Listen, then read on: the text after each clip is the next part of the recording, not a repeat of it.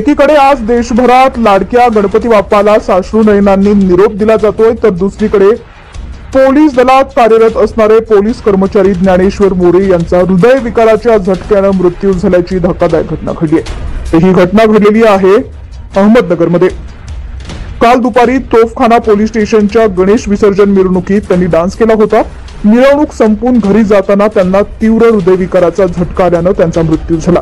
यामुळे हळहळ व्यक्त केली जाते। याबाबत अधिक माहिती अशी आहे की ज्ञानेश्वर उर्फ बाप्पा मोरे हे अहमदनगर पोलीस दलात कोतवाली पोलीस ठाण्यात कार्यरत होते।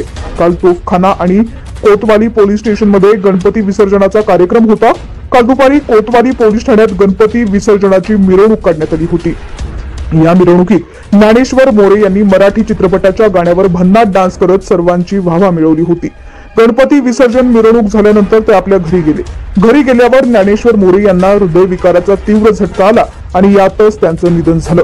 या घटनेमुळे जिल्हा पोलीस दलावर शोककळा पसरली आहे।